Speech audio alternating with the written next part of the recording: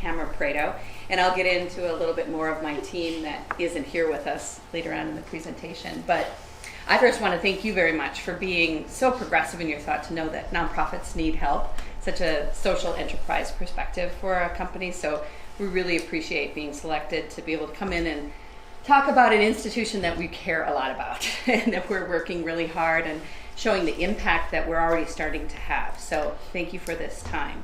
So I'm going to start off right away with talking about who we are. And so we are affectionately called by internally with all of us, and then also externally by the people we serve as the Hill. So who is the Hill? We are the James J. Hill Center, and we connect businesses, entrepreneurs, and community. We are the only independent, private business reference library in the nation. And we have 97 years of legacy underneath us. So in 1921, our doors opened because of Mr. James J. Hill, who was the empire builder with the big, huge train. And he wanted a space for the original thinker and a space that was free and open access to all. And so with that, the vision was created to pave the way for original thinkers and foster business intelligence. So how do we do that? We do that with research, knowledge, network, and culture. So let me tell you a little bit about the people that access that. So we serve, as I said before, businesses, entrepreneurs, and the community in full. And in 2017, we actually touched over 19,000 community members. And in those areas was first business. So we serviced approximately 115 businesses. And the way we did that was through programs, like for example, 1 Million Cups, which is an opportunity for startups to come in and present their idea at the space that it is. We have 2 every Wednesday, and it's a peer-to-peer conversation with the community for them to get feedback, get ideas, for them to ask really honest, transparent questions about what they need to do. We also give businesses free access to databases that are really unparalleled in the way that we've got them collected. They're able to dig in deep in market research, demographics, help them elevate their business plan to a next level. So those are just a couple of the ways in which we support businesses. We also support entrepreneurs, and I'm pleased to say last year we supported 4,000 entrepreneurs, plus actually, that's a general number, and that is actually double from what we did in 2016. And the way we support these entrepreneurs is through professional development. So we give them an opportunity to sit across the table from experts that get some one-on-one assistance. We put them in front of thought leaders. We offer panel discussions on innovative things that are happening within the industry, conversations that help them really think in different ways and move their entrepreneurial spirit forward. We also, again, offer them data. But the added benefit to that is we have business reference librarians that are able to connect and dig in to go past what Google will show you on a simple search. That's what makes us so unique, is that this data and these business librarians put together really get to the core of how data and metrics can help your business grow. The other thing that we also do is we support the community. So we do concerts, we do old-time radio shows, which this image is of, and we do historic tours. But we also are a space where people can celebrate, where they can convene, and where they can come together to be able to do something special for their group or for themselves. So now that I've talked a little bit about who we are and who we serve and what we do, I want to answer the question about why we applied. So when we took a look at your website, we really looked at some of the strengths that you had and looked at some of the areas where we felt we were really lacking and how would this partnership grow together. And some of the 3 areas that we looked at was clarity, growth, and expertise. So let me get into that a little bit more. With clarity, so we understand our mission, we truly do. But honestly, from an outside eye, we really need help, someone to help us differentiate our message. Hashtag, we're not the James J. Hill House, right? And we're also not the St. Paul Public Library, even though we share the same facade. So we really struggle with being able to differentiate our amazing, unparalleled resources with all the other entrepreneurial organizations that are popping up due to need. but we definitely have something extremely unique about what we're offering. And we need that outside eye, that creative look, to help us really elevate what that messaging is. The other thing is growth. Like I said before, we grew 77% in our mission programming, over 15% over our entire organization. But we're hitting, and we see it, a plateau in order for what we can do with our resources, right? We've got a great following on social, but we need to elevate that. There's a lot of things. We need to expand to new markets, the immigrant market, the minority market, women, youth, for them to see what we have access to. And we're doing well, but we need to do better. The other area is expertise. Honestly, my marketing department doesn't come from a traditional marketing background, but we bring really unique elements to our team. But you guys have expertise in SEO, you have expertise in design, you have expertise in messaging and media connections, and we want to leverage that relationship. So those are the three ways, the three reasons, some of them, of why we applied.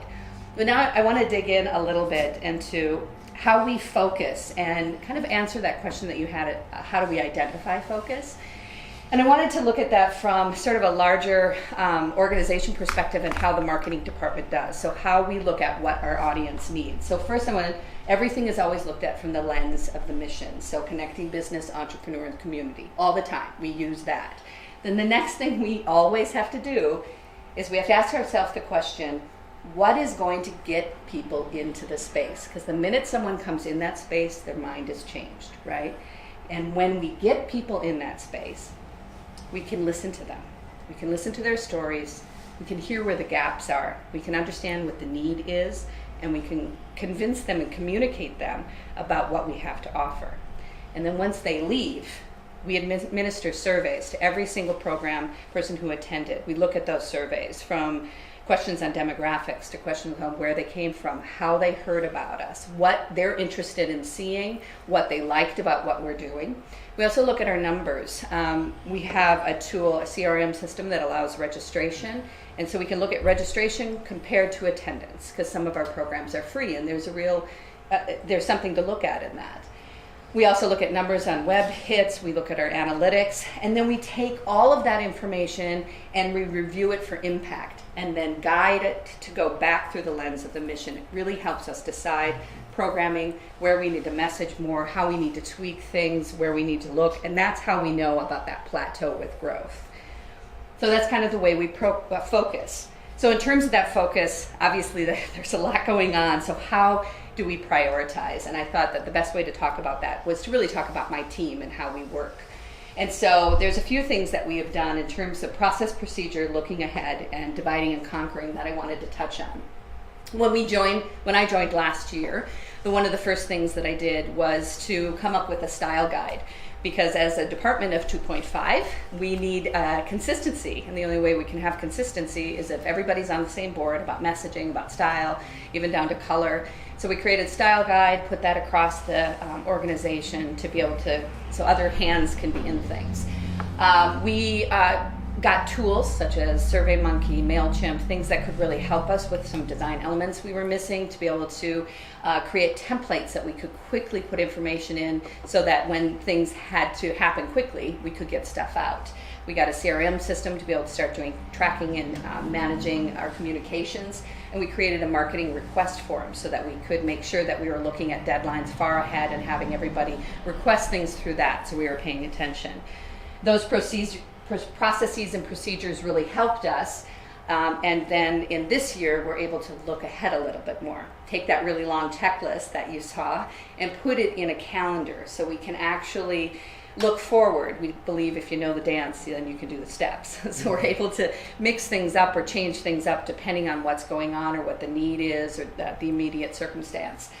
My team and I have meetings twice a week, so on Mondays and on Fridays, bookended, so that we can collaborate, really keep each other accountable, really talk about what's needed, and work together to make things happen. And then we set deadlines, because it's important to make sure that we are getting everybody what they need. And then the other thing that we do is we divide and conquer. I really rely on my team's strengths, and I delegate accordingly, And what I'm really proud of is everyone really takes ownership for what they're responsible for. And that is what enables us to do so much with a small team. So in terms of team, I wanted to talk a little bit more about my team. Like I said, we don't come from a traditional marketing background, but I really appreciate the things that we bring from the background that make us really strong and be able to do some really resourceful things. So as I said before, I'm Lily, I'm the Director of Marketing, and Maggie is my Community Engagement Specialist. And then my point 5 is Chris Christensen. A reason I say point 5 is because he's a program coordinator with marketing and events. Okay. So I get him half time. But it actually really helps so that we don't have siloed organizations, and some of our marketing is be able to infiltrate our events, and he keeps a keen eye on that. But he's prepping for Monday, so that's why he's not here. So the three of us work really hard to make sure that everything is working together. And I wanted to first touch on, this was a really interesting conversation for us to have about our weaknesses and strengths, and we looked at it pretty deeply. And we have the usual weaknesses of any small nonprofit, money, resources, time. So we didn't want to be repetitive of that. We wanted to be more specific as to really where we thought it could bump us up. So design, we don't have an internal design person. So we have to either outsource design, which money, right, and time. And so that's something that really is our weak point, is that. The other thing is media advocates. Now, we have a lovely press list. We send press releases out, but I have a great example. When we had the Winter Carnival last week, there was an article that came out and about all of the organizations that surround Rice Park, of which we are one of them. And it had all this great stories and stuff about all these buildings, and it didn't talk about the James J. Hill Center. Mm-hmm. So I sent an email to the writer to saying, hey, wanted to invite you to come over, chat with you about what we have to offer. And she wrote back and she said, oh no, I did mention you. I mentioned the library. Which, yes, she did. She did. And so that's really, there's this misconception because of the facade that we are a part of the public library. And so having those media advocates who can really speak to truly who and what we are and be able to communicate it clearly would be it is a weak point that we have right now, and really a need that we're trying to clear up. But now I want to move into our strengths, because this was a fun conversation that we had. And we narrowed it down to 2 things that we thought were really powerful and unique about our team. We really leverage connections. We have to, right? Since we have a small budget, we have to make sure that we're not the only ones talking about us. We have to barter a lot. We have to do a lot of sponsorships, and when we partner with somebody for a program, we leverage all of their connections. We have found really good ways to get other people to talk about us and have grown our database, have grown our attendance due to that. And so I think my team is really strong at doing that. And the other thing is, we try things, we experiment, and I think that's actually one of our biggest strengths. For example, the Winter Carnival again, because that's so immediate. Again, it was the question, how do we get people into the space? We're like, there's going to be a lot of people outside. So we decided to be open 3 days that we are not normally open, which is Saturdays. And we would do a family fun day. We got some free cocoa, we got some free coffee, we made little scavenger hunts thing, and we took advantage of this to try another thing we hadn't done, is to get an open sign that had the flashing light and 2 large red pillar wraps that said James J. Hill Center, because signage is an issue, which we can talk about. And so we did that, invested in that. And I'm proud to say, because we tried it, we had 3,300 people walk through our doors in those 3 days. Wow. Because we tried something. That's incredible. Thank you. Yeah, we were pleased with it. We were surprised. We had no idea. We had only asked for 200, enough cocoa for 200. Yeah. So we had to kind of go back. But it worked. Sam's Club. Yeah. Not a cup left in the building. No, not at all. So I'm really proud of the things my team does together and experiments on and takes risks with. And so now that I've told you a little bit about who we are, why we applied, our focus, our priorities, and our team, I thought the thing that was the most important to end on, and hopefully it will work, is to actually hear from some of the people that we affect and the people whose lives are changed by what we do. So I want to end, hopefully this is going to work. If not, I have another one on here with a voice, with a message from some of our Hello. My name is Janita Flowers, and I am an entrepreneur. I'm Mark Daigle, and I'm an entrepreneur. My name is Marge Weir, and I'm an entrepreneur. I'm Eric Webster, and I'm an entrepreneur. My name is Michael Lopez. I'm an entrepreneur. I'm Tamara Prado, the Executive Director at the James Shea Hill Center. You know, we joke sometimes and say the Hill is its own 95-year-old startup. We have also gone through ups and downs, and it really allows us to connect with entrepreneurs because we've been through that same journey. I've known since the age of 12 that I was going to be an entrepreneur. I didn't really know what that entailed, but I never really was a person that played by the rules or took no for an answer. It just was something inside of me that I couldn't quiet, I couldn't silence, but no matter how hard I worked, no matter the struggles or obstacles I came up against, it always satisfied me being with the cookie business. It wasn't just the resources of the books and databases that were available to me, it was the people. You were able to help me tap into something that I put on hold, and I was able to bring that to the forefront, but never compromising on my vision, never taking me off course of what I want to do, but actually enhancing and building what I do. It's a lonely journey being an entrepreneur, and this place is a great opportunity for people to be able to connect. Somebody will say, I saw you at 1 Million Cups, or I see you're speaking there, or saw you at an event. Have a space that the community understands and respects. Like if you hold an event at the Hill, like that means something. It's not people just scouting for business. Sometimes you go to different meetup groups where it's like, hi, I'm here handing out my card and trying to get your business. And I never feel that at this group. It's just way more collaborative. Product doesn't start out as a product. It starts out as a dream. When you're a chef, you test.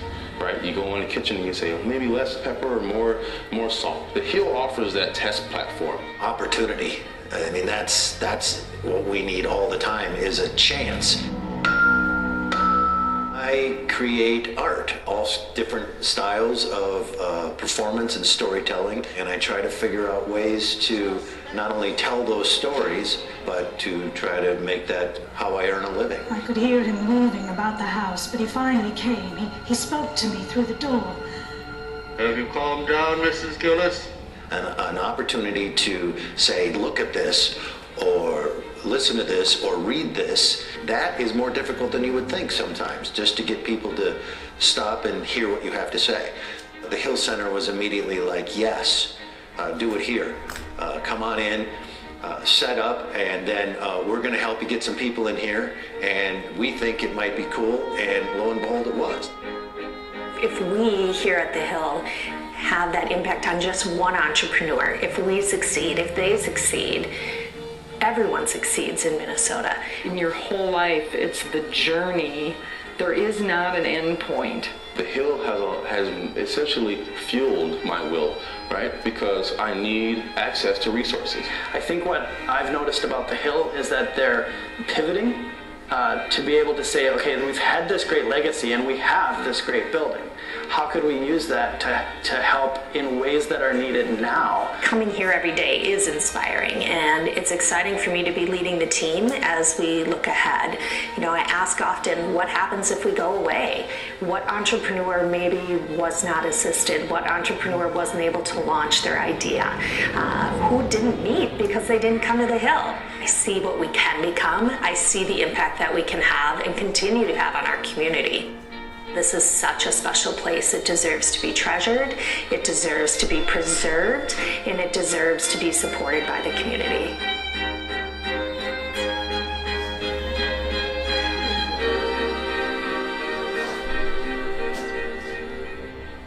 So thank you.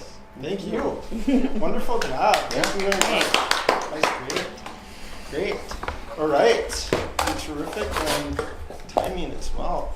All right, so We have a few treats here for you too. Oh, there's one. Oh, yeah. did you guys outsource that video? Yeah.